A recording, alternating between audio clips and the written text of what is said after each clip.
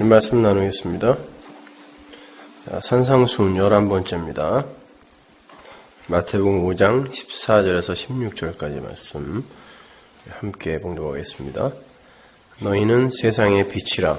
산 위에 있는 동네가 숨기우지 못할 것이요 사람이 등불을 켜서 말 아래 두지 아니하고 등경 위에 두나니 이러므로 집안 모든 사람에게 비추느니라. 이같이 너희 빛을 사람 앞에 비추게 하여 저희로 너희 착한 행실을 보고 하늘에 계신 너희 아버지께 영광을 돌리게 하라. 아멘. 자, 마치 이렇게 표피적으로만 보면 빛으로 사는 것이 착한 행실을 많이 하는 것 이렇게 보이죠. 근데 정반대의 이야기라는 걸 여러분이 꼭 아셔야 됩니다. 우린 산상수훈 10번째 강의 때 소금과 빛에 대해서 공부를 했습니다. 그 말씀은 단순히 성도가 이 세상에서 소금과 빛으로 살아내야 한다라는 그런 식의 권고나 교훈이 아니라 그랬어요. 그 말씀은 언약 속에 함몰되어 이렇게 끌려가고 있는 성도의 그 필연적 삶, 그 삶이 바로 소금이며 빛인 것이지 소금이 되자, 빛이 되자 이런 종류의 이야기가 아니란 말입니다. 그래서 소금 언약을 갖고 제가 이제 설명을 해드렸죠. 오늘은 그 빛에 대해서 조금 더 보충 설명을 해드리고 다음 주에 이 빛과 소금의 이야기와 율법과 선지자의 완성이 어떻게 이어지게 되는지 공부하도록 하겠습니다. 요한복음 1장의 진술에 의하면 빛은 너희는 세상의 빛이다 해서 그 빛은 말씀으로 오신 예수 그리스도를 가리키는 거죠. 그죠? 예수님이 빛이다.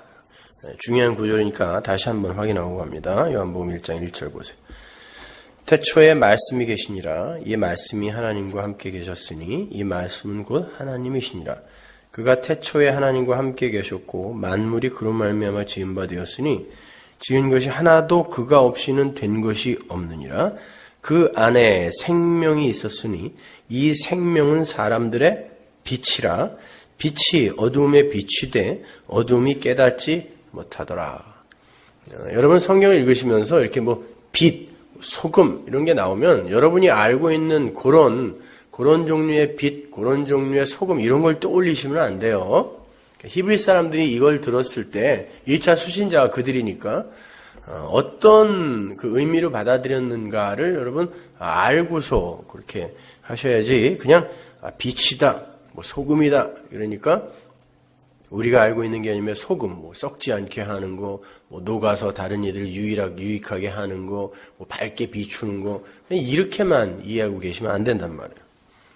자, 보시다시피 빛은 창조주 예수님을 가리키는 거고 그 창조주 예수님은 말씀이시래요. 그죠? 그분이 다 창조했다 그러잖아요. 근데 말씀이래요. 그리고 생명이래요. 조에 생명이라 그래요. 그러니까 말씀, 그 예수는 그 무한의 하나님, 그 창조주의 신비를 온전히 대표하는 거예요. 그게 말씀이에요. 그게 예수거든요. 그런데 여러분도 아시다시피 유한이 무한을 이해하거나 학습할 수 없어요. 유한의 영역에 있는 것들이 무한을 이해하거나 감지하거나 보거나 학습할 수 없단 말입니다. 그래서 그 유한과 이 무한의 그 간격, 그 담을 거기는 휘장으로 가려져 있는 거란 말이에요. 그 담을 허물기 위해서 말씀이 육신이 되어서 이 땅에 오신 거예요. 유한이 무한을 이해할 수 있는 길을 열기 위해 오신 거예요. 그래서 무한이 유한으로 관입된 게 성육신이란 말이에요. 인카네이션이란 말입니다. 그분이 예수님이죠. 그러니까 무한이 유한 안으로 들어오심으로 말미암아 무한과 유한의 그 소통의 문이 열린 거예요. 연합의 문이 열린 거예요. 그게 말씀이 육신이 되신 사건이고 십자가 사건이거든요. 그렇게 유한의 그 이 현상계에 무한이 내려오게 됐을 때 그건 빛으로밖에 표현이 안 되는 거예요. 그냥 눈에 보이는 이런 빛이 아니라 이 유한의 현상계에 무한의 것이 이렇게 들어왔을 때 그걸 표현할 수 있는 인간의 언어가 빛밖에 없다라는 거예요. 빛. 그래서 그냥 빛이라고 하는 거예요. 무한을 향한 그 깨달음이 부재하는, 아니 그 깨달음의 접근조차 불가능한 이 유한의 영역에서 그 무한의 신비가 이렇게 발출이 되는, 빛처럼 이렇게 발출이 된다 그러죠. 빛이 여기서 이렇게 미쳐나가는 걸 발출이라고 하잖아요.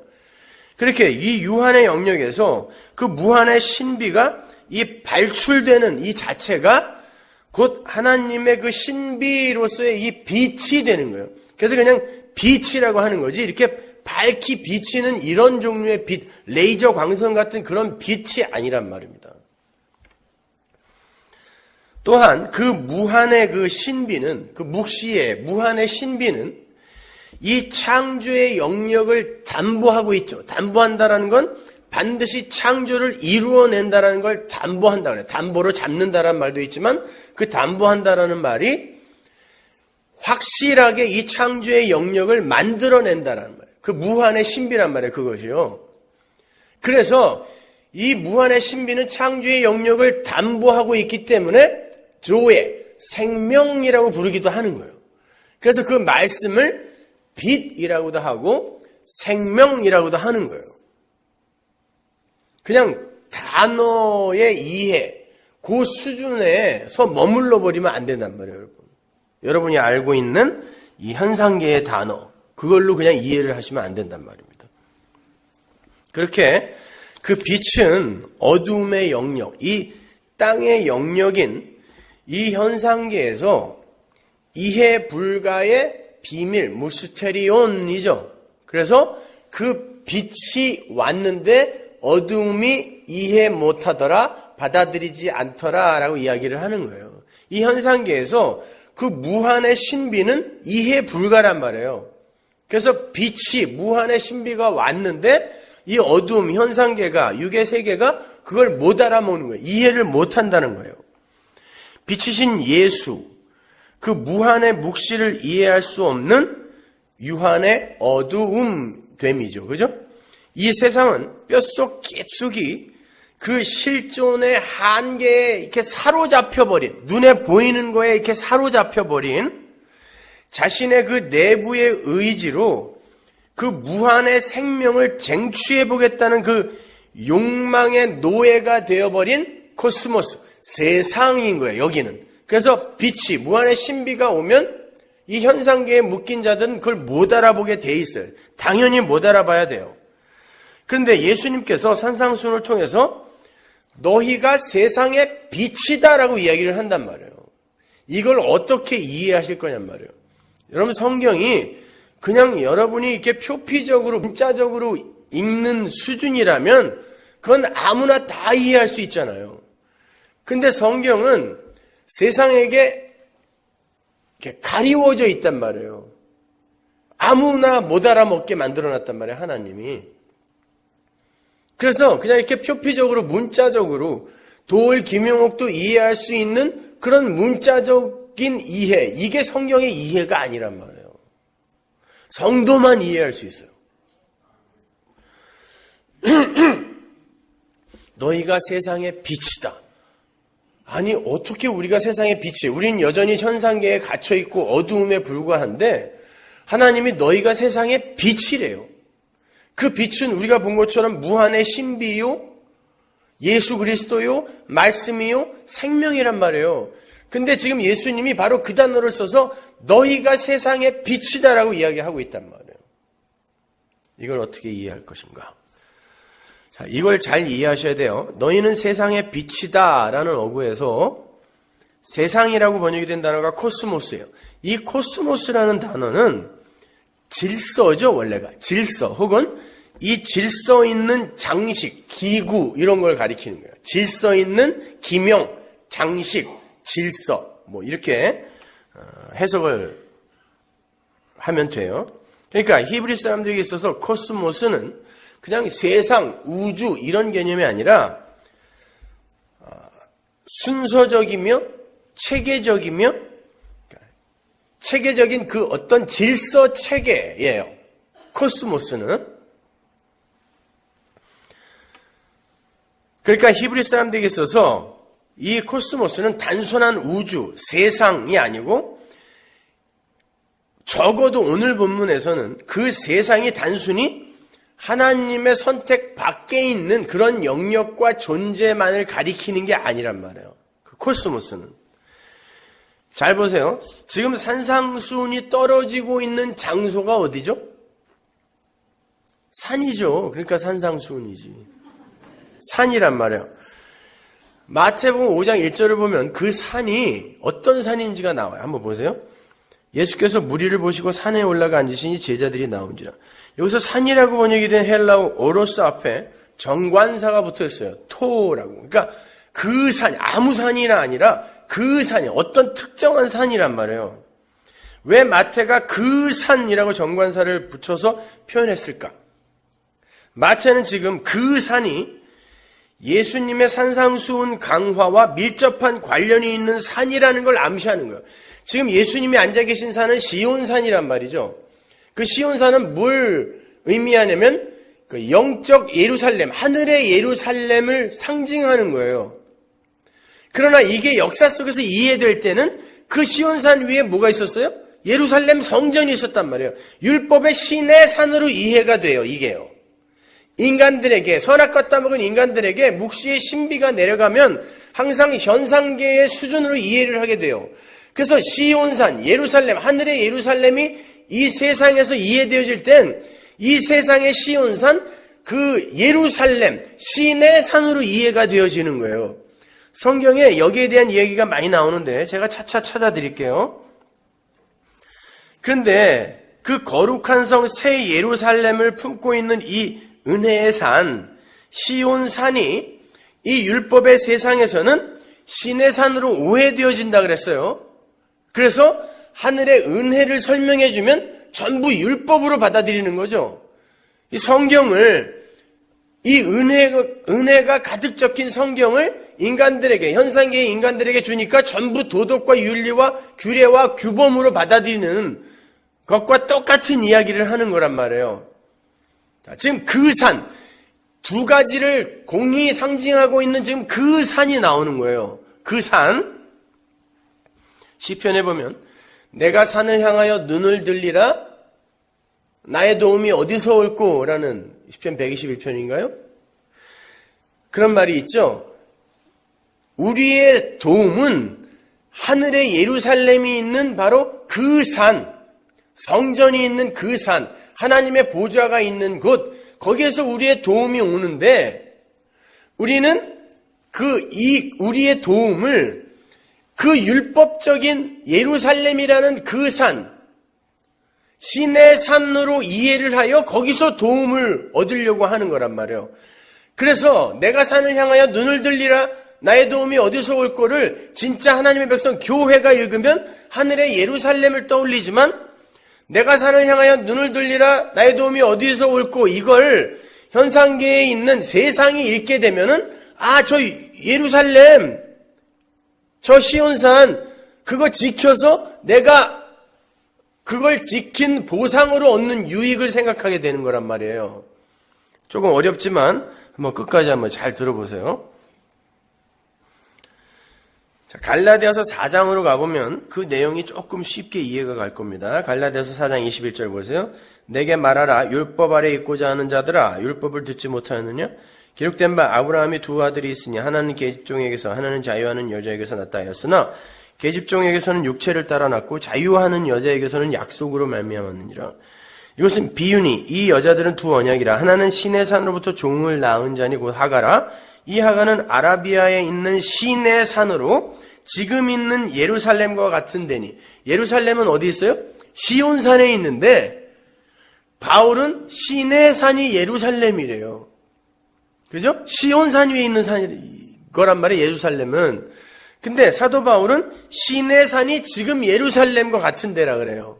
근데 그 밑에 보면 오직 위에 있는 예루살렘이라는 게 또 나와요.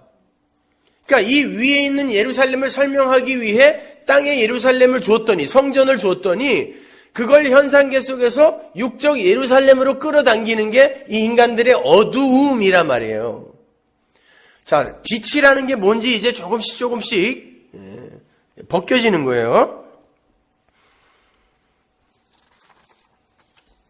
오늘 본문에 보면 그 산이 어떤 산인지를 알 수 있는 아주 분명한 키워드가 나오는데 14절, 본문 14절로 다시 가보세요. 너희는 세상의 빛이라 산 위에 있는 동네가 숨기우지 못할 것이오. 그래. 여기 보시면 산 위에 있는 동네가 나오는데 바로 그 산 위에 있는 동네죠. 그 산, 시온산 위에 있는 동네.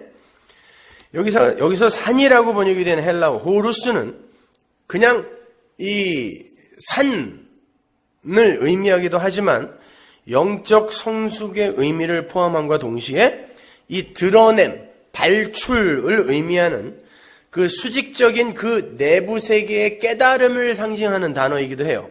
이것은 무한의 신비를 말씀을 통해서 깨닫는 것을 가리키기도 하지만 그 호루스, 산이라는 단어 자체가 육적인 깨달음, 왜곡된 깨달음, 율법으로 오해된 깨달음을 함께 가리키고 있어요. 이 산, 호루스라는 단어가. 이렇게 오늘 본문에서 산과 동네 등은 이 역사 속의 율법적 성전을 가리키기도 하면서 묵시 속에 완료되어 있는 거룩한 성 새 예루살렘을 상징하기도 한단 말이에요. 이중적 상징이란 말이에요. 그 동네라는 단어를 조금 자세히 보면 더욱 선명해지는데 그 동네라는 단어는 성 혹은 도시를 가리키는 폴리스라는 단어예요. 영어에도 폴리스 있죠, 그죠? 폴리스예요. 그냥 작은 마을 정도가 아니에요. 산 위에 있는 동네, 산 꼭대기에 있는 인가 몇 개 있는 그런 동네가 아니라 도시예요. 성이란 뜻이에요. 폴리스. 그 단어가 주격 여성 단수로 쓰여 있는데 당시 히브리 사람들에게 있어서 주격 여성 단수로 쓰여지는 산 위의 폴리스는 예루살렘밖에 없었어요. 그러니까 히브리 사람들은 그 산 위의 동네, 폴리스란, 호루스, 그 폴리스라는 이 어구를 딱 들으면, 아, 예루살렘 이렇게 알았단 말이에요. 그 단어가 똑같이 나오는 데가 있는데, 거기에 보면 더욱더 확실해지죠? 요한계시록 21장 2절 보세요. 또 내가 보면 거룩한 성, 새 예루살렘. 이게 폴리스예요. 동네예요. 산 위의 동네. 그러니까 묵시 속에 있는 거룩한 성, 산 위의 동네, 새 예루살렘이 이 역사 속에서 이렇게 모형으로 그려졌는데 그걸 사람들은 그 산 위에 묵시 속의 새 예루살렘으로 못 알아먹는 거예요. 못 알아먹는 거예요. 그래서 그냥 산 위의 예루살렘이에요. 거기는 근데 그 성전은 박살나야 되는 거죠. 깨져야 되는 거죠. 그래서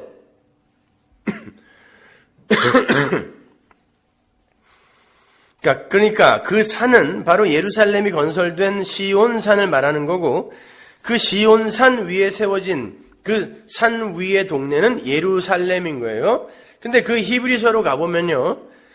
그 산 위의 동네가 시내 산과 이렇게 대비가 되고 있는 것을 볼 수 있어요. 히브리서 12장 21절. 그 보이는 바가 이렇듯이 무섭기로 모세도 이르되 내가 심히 두렵고 떨린다 하였으나 그러나 너희가 이른 곳은 시온산과 살아계신 하나님의 도성인 하늘의 예루살렘과 시온산, 하나님의 도성, 새 예루살렘 이런 단어가 같이 나와요. 그런데 그거와 대조되는 게 그 윗절에서 모세가 이른 산은 어디죠? 시내산이죠. 대조가 되고 있단 말이에요. 그러니까 시온산, 하늘의 새 예루살렘 거기와 시내산이 대조되고 있는데 이 땅의 시온산은 하늘의 새 예루살렘을 알아먹으라고 주었는데 시온산과 새 예루살렘 성을 주었는데 시내산으로 인식이 되더라는 거예요. 사람들에게. 그러니까 은혜를 설명하면 예수를 설명하면 항상 율법으로 끌어당기는 요 인간들의 어두움. 제가 요걸 지금 말씀드리려고 이렇게 좀 복잡하게 가는 건데 오랜만에 하려니까 참 복잡하네. 이 시간이 익숙치가 않아.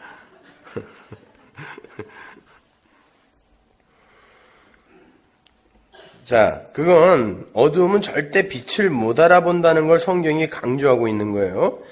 그 위에 있는 도성이 율법주의의 총화인 예루살렘 성전이에요. 그러니까 산 위의 동네는 율법주의로 대표되는 이 역사 속 예루살렘 성전, 옛 성전인 것이며, 그 위에서 진짜 하늘의 참 성전인 예수 그리스도께서 생명의 말씀을 설파하고 있는 게 산상수훈인 거예요. 분명히 시온산, 예루살렘인데 인간들은 그걸 시내산, 율법으로 끌어당기고 있어요. 그러니까 진짜 성전이 내려와서 참 답답하다. 참 성전인 나를 설명하려고 새 예루살렘 성전을 줬는데 니들은 여기를 장사하는 곳으로 만들었구나. 내가 성전이야. 내가 내려왔으니까 이제 확실하게 설명해 줄게. 그리고 그 성전 예루살렘에 앉아서 시온 산에, 그 산에 앉아서 참 성전, 하나님의 보좌가 있는 그 산, 우리의 인간들에게, 피조물에게 도움을 내려 뿜는 그 산에 참 성전이 옛 성전을 두들겨 부수고 있는 게 산상수훈이란 말이에요. 그러니까 여러분이 산상수훈을 읽으면서 야, 살인하지 말래. 아니, 살인하지 말라는 게 정도가 아니라 야, 형제 보고 나가라고 하는 것까지도 살인이래. 그러니까 우리 형제들에게 얘 밥통아 이런 말도 하지 말자. 이렇게 읽으면 이 산상수훈을 완전히 거꾸로 읽게 되는 거예요. 율법을 부수는 게 산상수훈이라니까요.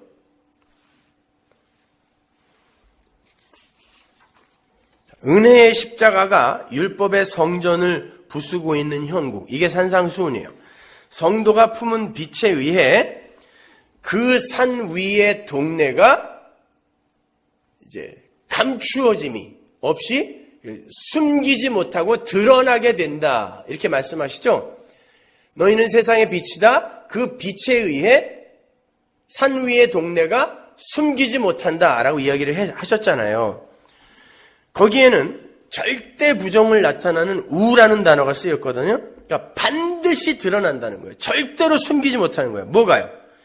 역사 속 그 산 위의 동네, 살짝 감추고 있는 이 하늘의 예루살렘인 척, 진짜 성전인 척하고 있는 산 위의 동네가 확 드러남과 동시에 진짜 그 안에 감추어져 있는 새 예루살렘, 그 하늘의 새 예루살렘의 실체가 우리 안에 있는 빛에 의해 반드시 드러나게 된다가 오늘 본문의 이야기란 말이야. 너희는 세상의 빛이다.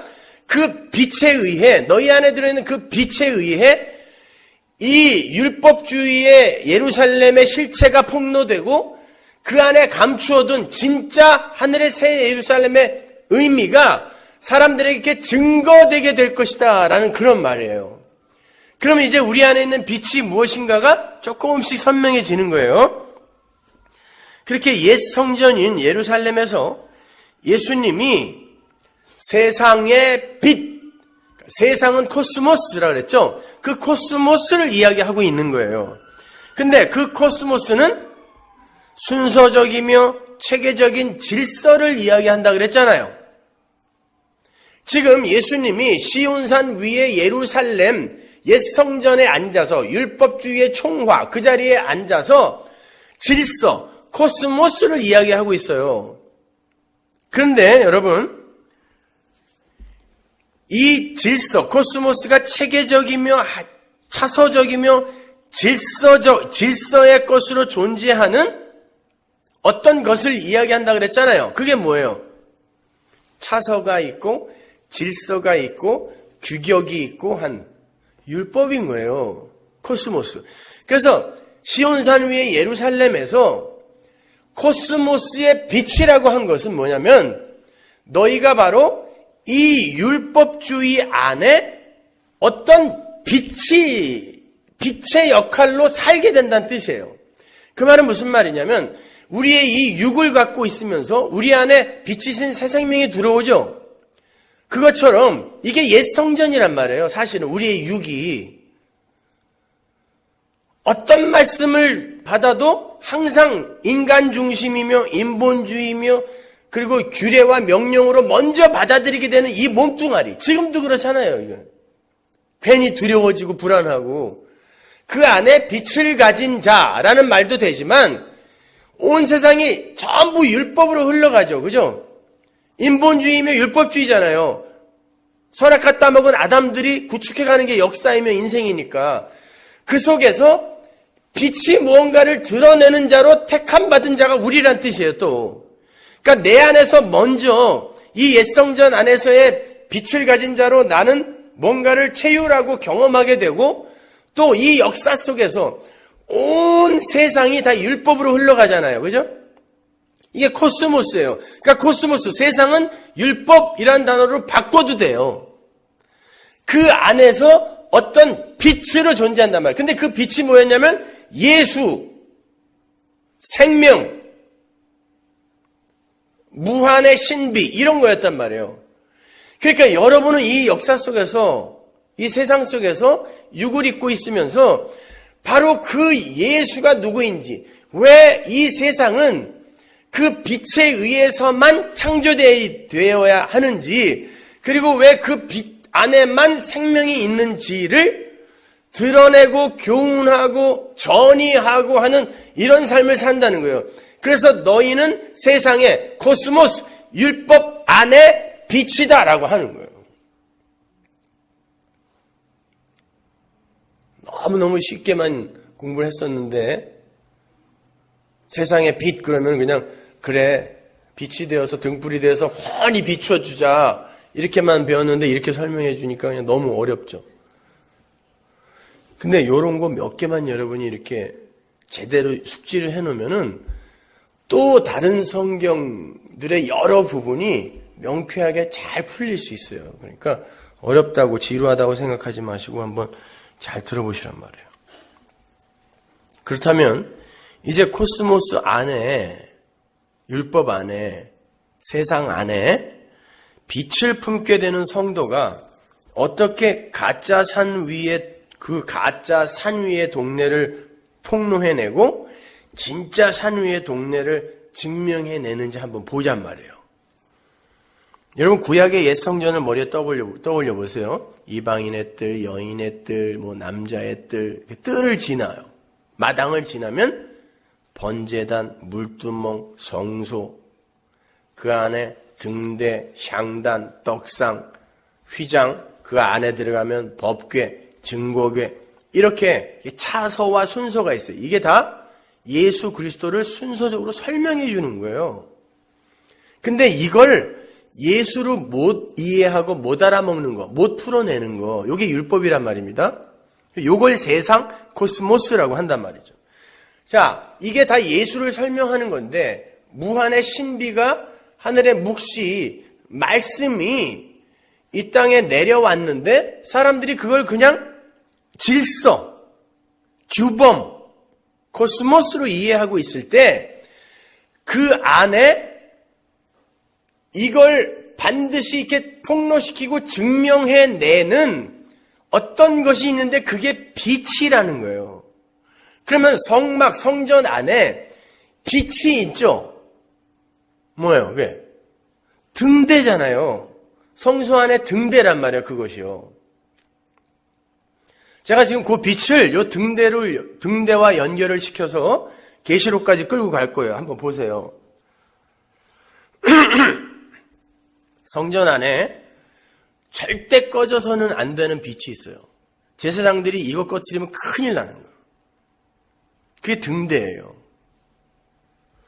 우리가 바로 그 옛 성전 안에서 꺼지지 않는 불로 활활 타는 자들이라는 거예요. 그게 바로 세상의 빛이 의미하는 바거든요. 근데 요한계시록으로 가면 조금 더 구체적으로 그 세상의 빛, 그 성전, 코스모스, 율법 안에 등대가 무엇인지 잘 나타나 있어. 한번 보세요. 계시록 1장 20절. 내 본 것은 내 오른손에 7별의 비밀과 7 금 촛대라. 여러분 성전 안에 있는 촛대가 7 촛대예요. 금 1달란트로 쳐서 7개로 만들어요. 그래서 등경 위에다가 이렇게 둔단 말이에요. 초를 등잔을 대접에다가 기름을 넣고 심지를 넣고 등경 위에 그걸 이렇게 올려놓는 게 성소, 성전 안에 촛대란 말이에요. 그 이야기를 지금 이렇게 하는데 뭐라 그러냐면 7 금촛대라 7 별은 7 교회의 사자요 7 촛대는 뭐라고요? 7 교회다. 7 교회라는 건 7개의 교회가 아니라 요한계시록에 7 교회 나오는데 그러니까 완전한 묵시 속의 교회, 완성되어 있는 교회라고 그래서 7을 써서 7 교회라고 하는 거예요. 그러니까 교회라고 생각하시면 돼요. 등불, 촛대가 교회예요. 그렇다면 그 산 위에 그 동네, 즉 예루살렘 성전, 그 코스모스의 빛으로 살아가게 되는 그 성도의 실존, 어떻게 우리는 이 율법주의 안에서 빛으로 독야청청 온 세상의 교회가 전부 인본과 율법으로 손에 손을 잡고 흘러가고 있죠, 지금요. 그런데 어떻게 하나님의 교회는 그 속에서 코스모스 속에 빛으로 존재할 수 있죠? 스스로 안 돼요. 은혜로 되는 거예요, 그것이요. 그래서 지금 산상수훈, 은혜의 하늘나라의 이야기를 하면서 마치 율법적 강박이나 강요를 요구하는 것처럼 너희는 세상의 빛이야, 너희는 세상의 소금이야, 살인하지 마라, 간음하지 마라, 이런 게 나오는 거거든요. 그걸 그 문자 그대로 이해하시면 안 된단 말입니다. 자, 그게 은혜로 가능해진다라는 걸 보여주는 게 산상수훈이란 말이야. 요한계시록에 보면 그 성전 안에 등대가 7 등대이고 그게 7 교회라고 하면서 또 그걸 뭐라 그러냐면 7 영, 이게 뭐예요? 완전한 온전한 성령을 이야기하는 거예요. 또 보세요. 계시록 4장 5절. 보좌로부터 번개와 음성과 내성이 나고 보좌 앞에 7 등불 켠 것이 있으니 이는 하나님의 7 영이라. 성령이죠, 분명히. 그럼 이게 무슨 말이에요? 아니, 율법 안에서 독야청청 빛, 예수, 생명을 증거하고 그 생명을 흥하게 하기 위해 쇠하는 그 7 등대가 교회라며, 또 그걸 성령이라 그러죠. 그럼 성령과 교회는 반드시 밀접한 관계가 있는 거예요. 뗄래야 뗄 수가 없는 거예요. 성령이 없이 교회가 존재하지 않아요. 그리고 교회를 위해 성령이 내려오는 거란 말입니다. 뗄래야 뗄 수가 없는 거예요, 이거는요. 계시록 5장 6절 보세요. 내가 또 보니 보좌와 네 생물과 장로들 사이에 어린 양이 섰는데 일찍 죽임을 당한 것 같더라. 일찍 죽임을 당한 어린 양이 누구예요? 예수죠. 7 뿔과 7 눈이 있으니 이 눈은 온 땅에 보내심을 입은 하나님의 7 영이더라. 점점 명쾌해지고 있어요. 성령이래요. 근데 그 성령이 뭐냐면 예수 그리스도의 영이래요. 그러니까 예수 그리스도의 영은 반드시 그리스도만을 증거하고 나타내고 설명하게 되어 있는 거예요. 그리스도의 영에 의해 이 7 교회, 천상의 교회가 존재하고 유지되는 거고요. 지금 그렇게 연결이 되는 거란 말입니다. 이렇게 7 등대, 즉 성전 안의 빛은 말씀의 본체이시며 빛의 본체이신 예수 그리스도이고 그 예수 그리스도를 품은 교회란 말이에요. 왜? 교회라는 것 자체가 예수를 머리로 한 예수란 말이에요. 그래서 우리는 개별적 자아를 차압당하는 거예요. 예수가 머리이기 때문에. 예수란 말이에요.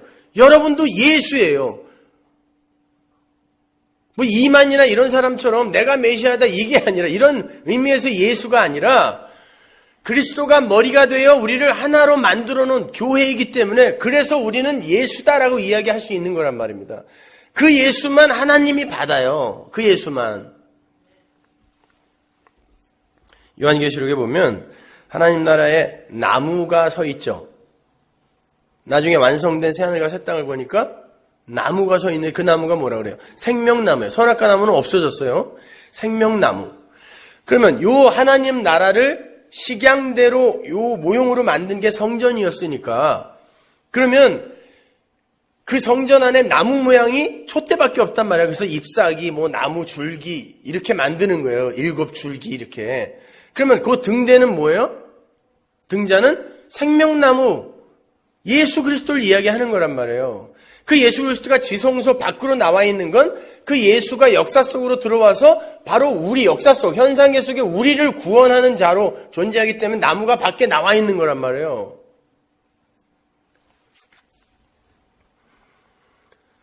그런데 성경은 그 예수 그리스도라는 생명나무를 가리켜 7 등자는 7 교회다 이렇게 이야기한단 말이에요.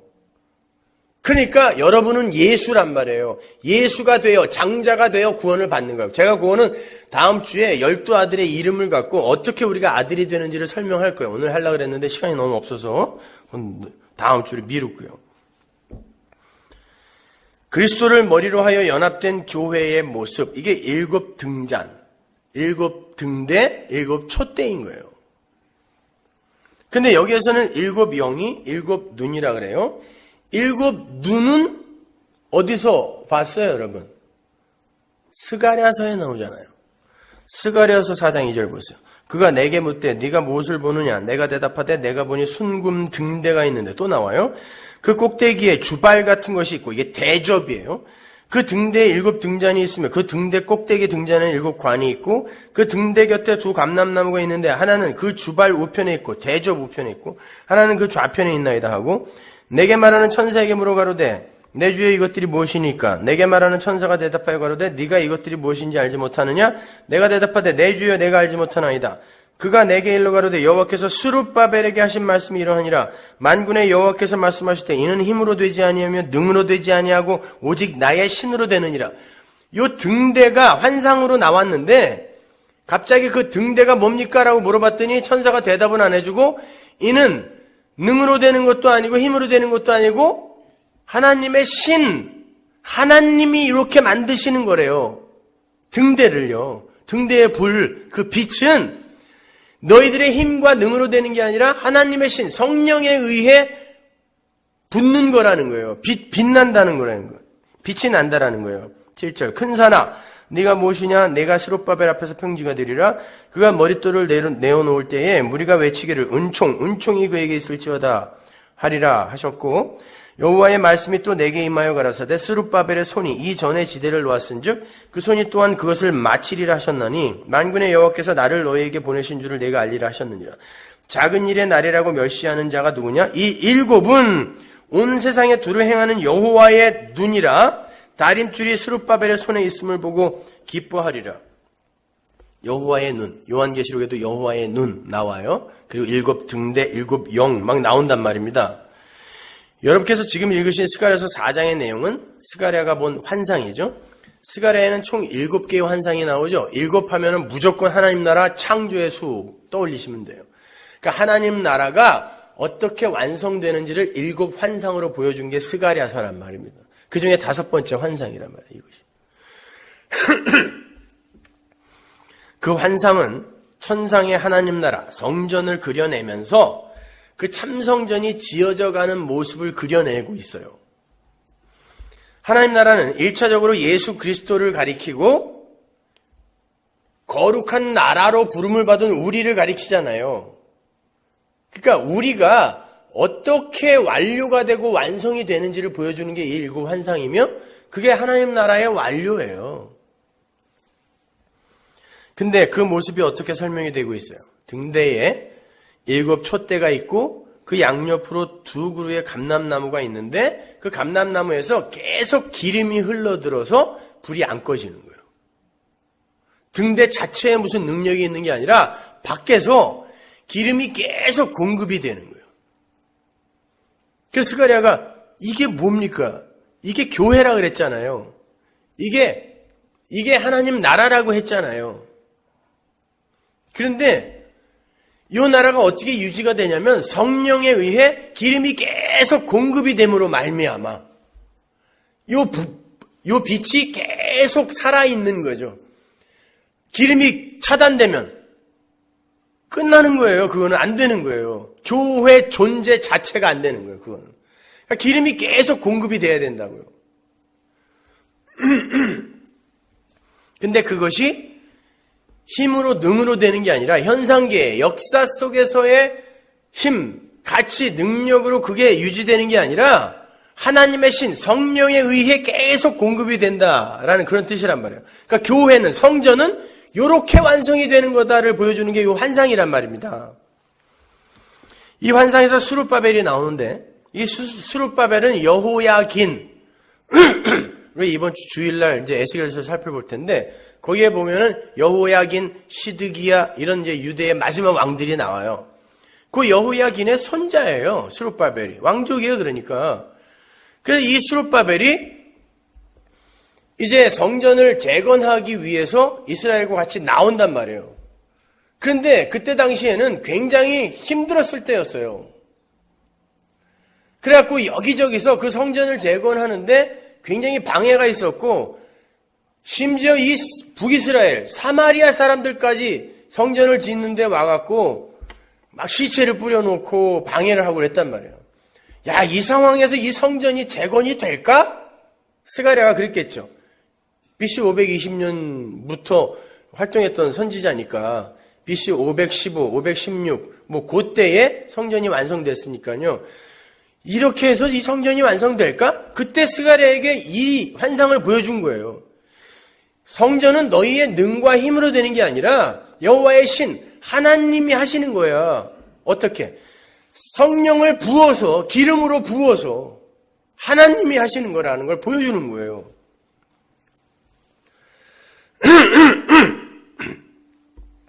아무튼 이렇게 이 환상에서의 이제 스룹바벨은 십자가를 지고 하나님의 참성전인 교회를 완성해내시는 예수의 모형으로 서 있는 사람이란 말이에요.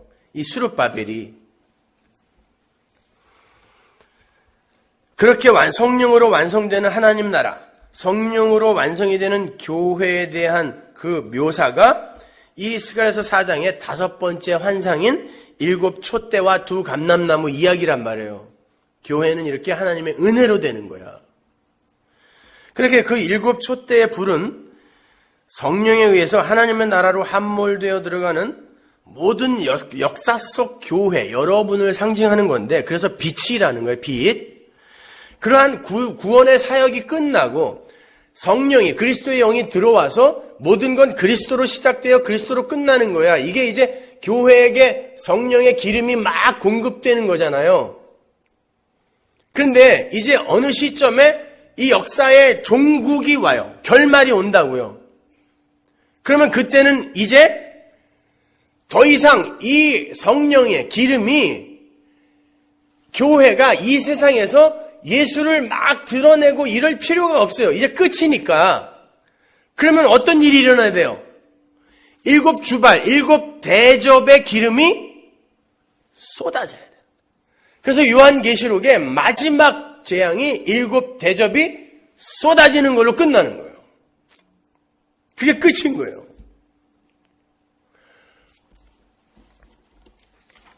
계시록 16장 1절 보세요. 또 내가 들으니 성전에서 큰 음성이 나서 7 천사에게 말하되 너희는 가서 하나님의 진노의 7 대접을 땅에 쏟으라. 이 기름 쏟아버리면 그냥 끝나는 거예요.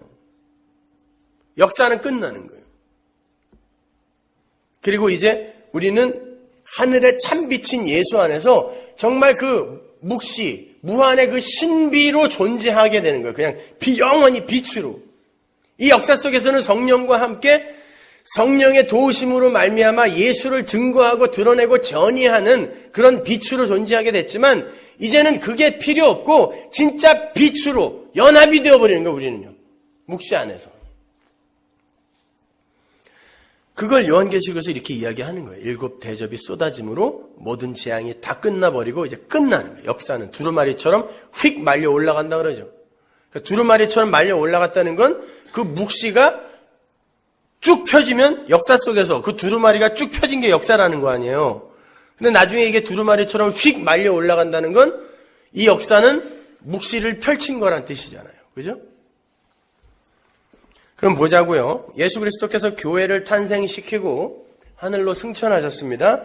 그리고 성령 하나님을 보냈어요. 그 성령 하나님은 그리스도의 영입니다.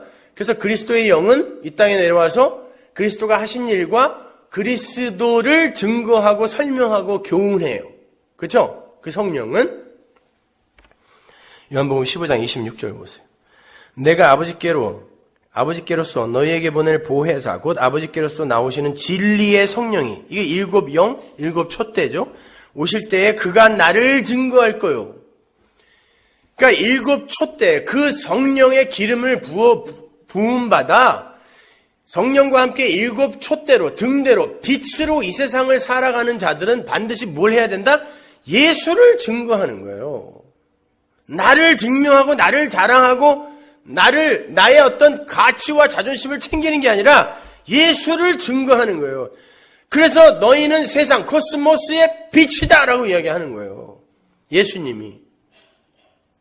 근데 빛으로 살기 싫잖아요, 우리는 나를 증거하고 나를 자랑하고 싶은데, 근데 예수님이 너희는 세상의 빛이다 라고 말씀을 해놨기 때문에 그 우리의 뜻이 관철이 안 돼요. 그러니까 너희는 세상의 빛이다 라는 말은 너희는 죽었다라는 뜻이지, 빛으로 잘 살아내면은 내가 상 줄게 이런 말이 아니란 말이에요.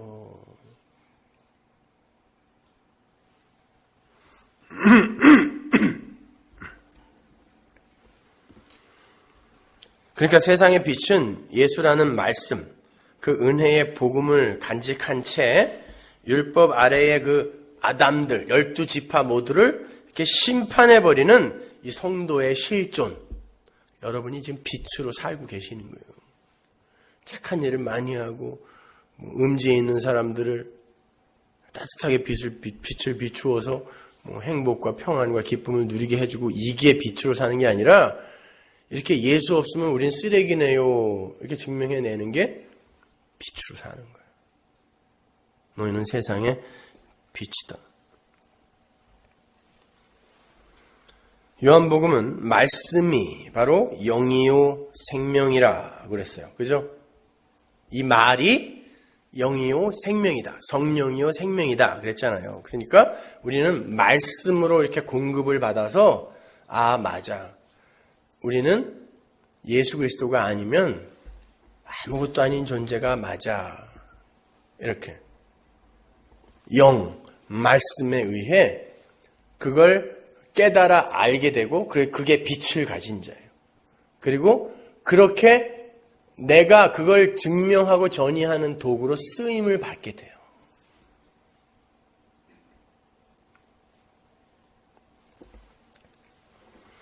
온 세상은 하나같이 하나님의 말씀을 어두움의 영역의 관점으로 규례와 법도 정도로 표피적 해석을 하고 있는 반면에, 진짜 교회는, 참성자는 하나님의 말씀을 영으로 받아서 독야청청 그 말씀을 예수로 비추게 되는 거예요. 그 등대에 감람나무로부터 기름이 끊임없이 공급되고 있다고 그랬어요. 그걸 성령이라고 그랬습니다. 성령의 기름. 교회는 성령이 오심으로 탄생이 될 뿐 아니라 계속해서 성령의 조명과 인도와 충만을 받아 존재하게 된다는 걸 묘사하는 거예요. 근데 그 기름이 어떻게 공급된다고요? 말씀. 내 말이 영이요 생명이다 그랬으니까 말씀으로. 어떤 말씀? 예수와 은혜로 결론 나는 말씀. 다른 말씀 아니에요. 그거는 가짜 휘발유예요. 등대 다 버리는 거. 그리고 그 성령은 곧 말씀인 거고. 그러니까 올바른 성경의 이해, 올바른 말씀의 선포가 없는 교회는 존재하지 않는 교회예요. 기름이 안 부어지는 교회이기 때문에 그건 가짜 교회라고 하는 거예요. 사이비 교회. 근데 말씀이 뭐라 그랬어요? 예수로 결론 나는 생명의 말씀. 그러니까 예수와 은혜, 십자가로 결론이 나지 않는 그 어떤 듣기 좋은 화려하고 유창한 설교도 다 허황된 꽹과리 소리 같은 거랑 마찬가지. 그렇다면 10처녀에 비유해서 기름을 준비했던 그 슬기로운 5처녀, 그들의 기름은 누가 공급해 준 거예요? 하나님이 공급해 준 거예요. 그래서 그 슬기로운 5처녀의 꼴이 같이 졸고 있는 모습으로. 그들의 됨됨이나 자격을 근거로 그들의 열심과 노력으로 기름을 마련한 게 아니다라는 걸 그들이 같이 자고 있는 모습에서 보여주는 거예요. 성령이 기름을 부어서 그 기름 부은 자만 문 안으로 끌어들이고 문 닫아버리는 걸 구원이라고 그래요. 근데 우리는 슬기로운 처녀가 되자, 기름을 준비하자, 또 이렇게 받아들이는 거예요. 보세요. 하늘의 새 예루살렘 참성전의 내용을, 메시지를 던졌더니 그거 갖고 또 율법으로 받아들이잖아요. 기름을 준비하자, 잠을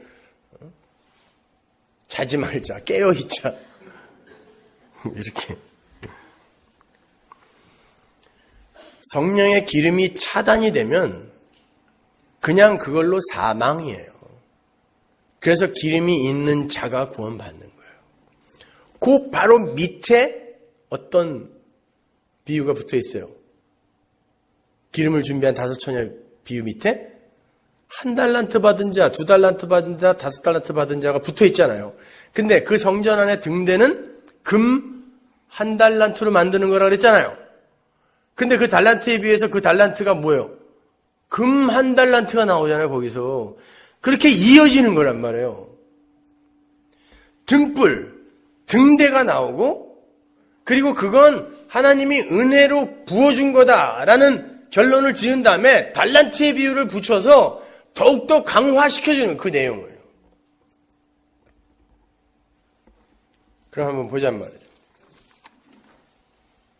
출애굽기 25장을 보면 그 등대를 만드는 식양이 나오는데 그 등대는 정금 1달란트로 쳐서 만들어야 돼요. 그 정금은 당시에 빛을 상징하는 거였기 때문에 정금으로 만드는 거예요. 빛인 등대를 금으로 만든 거예요. 이게 빛이다라는 것을 설명해 주기 위해서. 근데 이 촛대에는 1년 365일 하루 24시간 항상 기름이 공급이 돼야 되고 불이 꺼지면 안 된다 그랬습니다. 레위기 24장 1절 보세요. 여호와께서 모세에게 일러 가라사대 이스라엘 자손에게 명하여 감람을 찧어낸 순결한 기름을 켜기 위하여 내게로 가져오게 하고 끊이지 말고 등잔불을 켤지며. 기름은 감람나무를 찧어서 낸 기름이에요. 그러니까 예수의 십자가로 예수가 찧어져 죽어서 공급되는 기름이에요. 성령의 기름이란 말이죠. 아론은 회막 안 증거궤 장 밖에서 저녁부터 아침까지 여호와 앞에 항상 등잔불을 정리할지니 너희 대대로 지킬 영원한 규례라. 그가 여호와 앞에서 순결한 등대 위에 등잔들을 끊이지 않고 정리할지니라. 옛날에는 대제사장들이 계속 기름을 갖다가 부어야 냈는데 이제는 예수가 죽고 그 예수의 기름이 성령이 우리에게 끊임없이 계속 공급이 되는 그런 시대가 된 은혜의 시대가 된 거라는 그런 뜻이란 말입니다. 그렇다면 예수님께서 지금 시온산 위의 동네 그 육적 예루살렘에서 너희는 세상의 빛이다 라고 했을 때 우리 성도들은 그걸 어떻게 받아들여야 돼요? 우리의 성전됨, 우리의 구원은 우리의 힘과 능으로 된 게 아니라 성령, 예수 그리스도의 죽으심으로 말미암아 우리에게 부어진 성령의 기름으로 거저 우리에게 주어진 거구나. 그러니까 예수님이 찬양받으셔야 되지 그 앞에서 우리의 가능성과 우리의 어떤 가치라든지 개별적 자아는 이렇게 부정당해야 되는 거구나. 이렇게 받아들여야 되겠죠. 그게 세상의 빛으로 사는 거예요.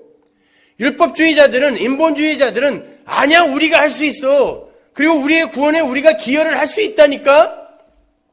이렇게 나오는데 그 코스모스 안의 빛들은 아니야 빛이신 예수가 그 말씀이 그 묵시의 신비가 우리에게 거저 뚫고 들어와 관입되어 우리가 구원받고 우리가 살아난 거지 절대로 우리의 힘과 우리의 가능성과 열심과 노력과 자격과 조건, 됨됨이가 거기에 어떤 기여를 한 게 아니다.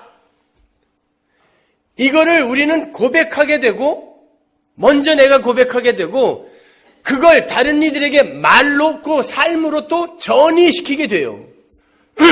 약할 때 강함되는 그 원리로.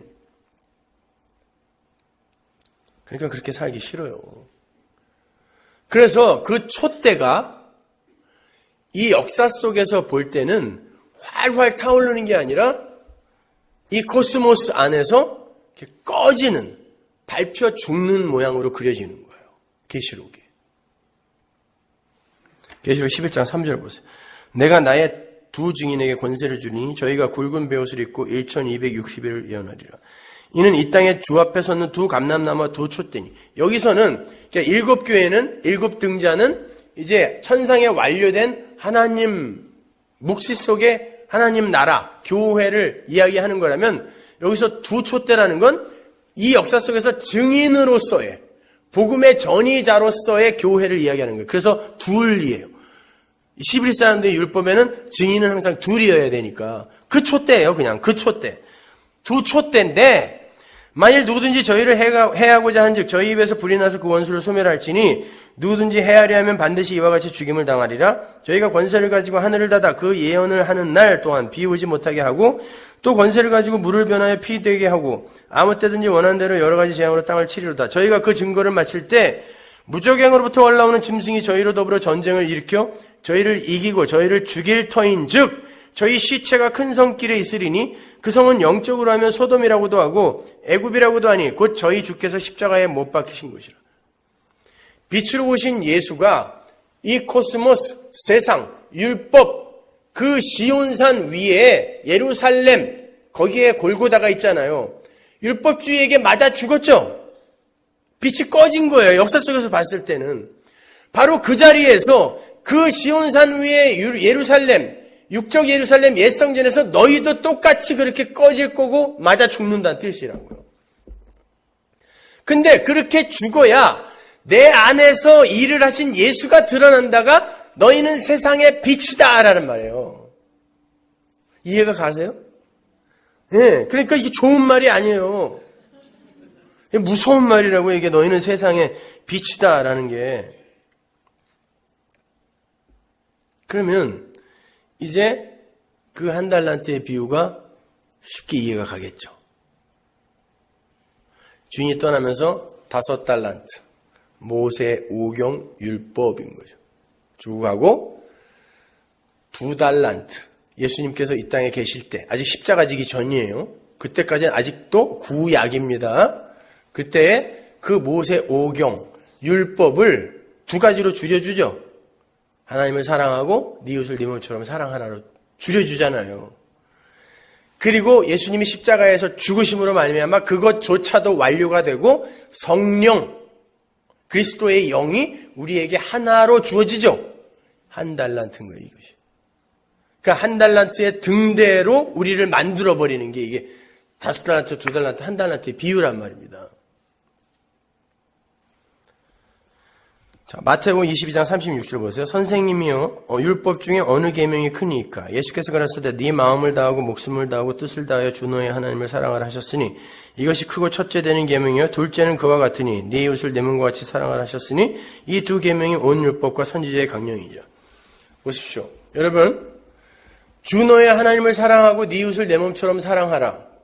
온 율법이 여기에 매달려 있다예요. 원어로 보면은. 그래서 이 둘을 쭉 끌어올리면 모든 율법이 여기 다 달려있다라는 뜻이거든요. 그러면 여러분, 모세의 오경으로 대표되는 그 수많은 613가지, 아니 그거보다 더 세분화된 그 어마어마한 율법, 그 모세의 오경은 우리는 못 지키죠. 그죠? 당연히 못 지키는 거예요. 그거는 성경에서도 너희는 못 지킨다 그랬으니까. 그러면 그 율법을 누가 완성해요? 우리가 다음 주에 공부할 건데. 예수가 완성하죠. 그래서 5달란트는 반드시 5달란트의 수확을 남겨야 돼요. 왜? 성취가 돼야 돼. 누군가가 지켜야 되는, 완성을 해야 된다니까요. 그래서 착하고 충성된 종, 이 세상에는 착하고 충성된 종이 단 하나도 없어요. 예수만 착하고 충성된 종이에요.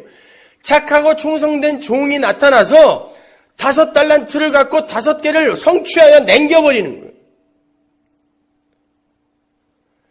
예수님이 오셨습니다. 그 율법을 쭉 끌어올렸더니 하나님을 사랑하고 이웃을 사랑하는 두 두 계명에 매달려 있네요.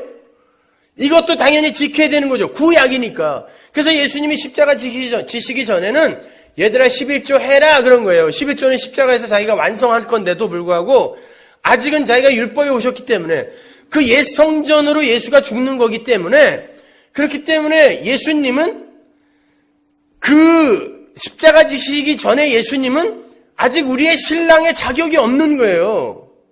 그 옛 성전에 대해서 죽는 거예요. 그래서 사마리아 여인에게 가서 네 남편이 5 있었다. 모세오경인 거죠, 이게요. 5 있었는데 그것도 네 신랑 아니고 나도 아직 네 신랑 아니라는 거예요. 그러나 추수할 때가 오는데 내가 죽고 나서 너에게 생수가 됐을 때 그때 너는 내 신부가 될 수 있다는 이야기 하는 거란 말이에요. 마찬가지예요. 예수님이 공생의 그 기간 동안에 율법을 2가지로 이 2가지 강령으로 줄여주셨다고요. 이건 우리가 못 지키는 거예요. 유한이 무한을 못 사랑합니다, 여러분. 어떻게 유한의 현상계에 있는 우리가 피조물이 무한의 하나님을 어떤 방법으로 사랑할 거예요? 가능해요, 이건? 내가 하나님을 사랑하는 게 이 세상에서 어떻게 나오냐면 내 이웃을 사랑하는 것으로 나온다라고 하는 그 이야기인데 이건 제가 다음 주에 자세히 설명해 드릴 텐데 이걸 누가 지켰어요? 하나님을 사랑하여 이 땅에 몬도게네스 독생자로 오신 하나님의 사랑을 담은 그 사랑 하나를 가진 자로 이 땅에 오신 예수가 내 자기의 이웃을 우리 사마리아인의 비유에서 봤잖아요. 누가 내 이웃입니까? 내가 사랑해버릴게요. 그랬을 때 사마리아인의 비유를 주시면서 누가 강도 만난 자의 이웃이냐 그랬잖아요. 그러니까 이웃을 강도 만난 이웃을 사랑한 진짜 이웃은 예수밖에 없다라는 뜻이란 말이에요. 그러니까 이웃을 사랑하고 하나님을 사랑한 예수가 2번째 이 2달란트도 성취해버렸단 말이에요. 그래서 착하고 충성된 종이 2달란트를 남긴 거란 말이에요. 그리고는 1달란트로 우리 안에 온 거예요. 빛으로 온 거란 말이에요. 근데 우리가 6을 갖고 있어요. 어떤 빛이냐면 코스모스 안의 빛이란 말이에요. 세상의 빛이란 말이에요. 6을 갖고 있는 이 안에 빛을 가진 그런 불완전한 존재에 아직 묵시 속에서는 완료가 되어 있지만 그들이 이 세상 속에서 이 빛을 증거를 해야 되는데 이게 무서운 거예요. 그리고 이 6이 이 코스모스가 자꾸 이 어두움으로의 퇴행으로 나를 끌고 간단 말이에요. 그리고 이게 잘 이해도 안 돼 또. 그러니까 자꾸 그 빛 1달란트를 감추려고 하는 거예요. 우리가 그렇잖아요. 오죽하면 저 같은 사람이 자꾸 지리산에 들어가려고 그러겠어요. 감추려고 하는 거예요. 인터넷을 다 끊어버리든지 뭐 이런. 이것만 없으면 나 편안하게 할 수 있어 진짜. 인터넷만 없으면. 싹 없애버려야 되는데 이거. 이 착한 사람들 이 사람들하고만 이렇게 아니 왜 인터넷까지 열어놔갖고 그 세계에 있는 사람들 다 욕을 먹어야 되냐고. 감추고 싶어요. 숨겨두고 싶어요. 그러나 예수님이 말씀하셨어요. 너희는 세상의 빛이야. 그 말은 무슨 말이에요? 못 감추게 한다는 뜻이에요. 그렇게 감춰둔 놈은 나중에 쫓아내버려서 일을 갈게 하겠다라는 건 하나님의 백성은 그렇게 쫓겨날 일이 없어요. 못 감추게 하겠다.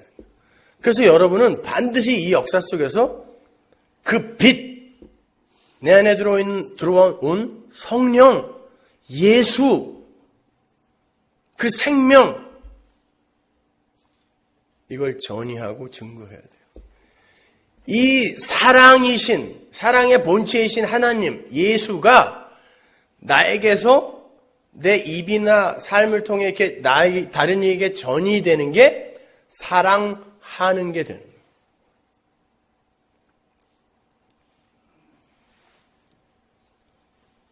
그러니까 여러분은 세상의 빛입니다.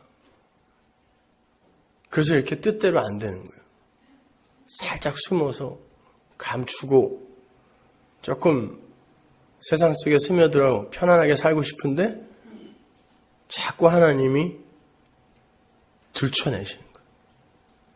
못 감추게. 주인이 뭐라 그래요? 야, 그렇게 감춰둘 거면 별이라도 좀 갖고 와라. 네가 못 전할 거면 데리고 와서 듣게라도 좀 해라.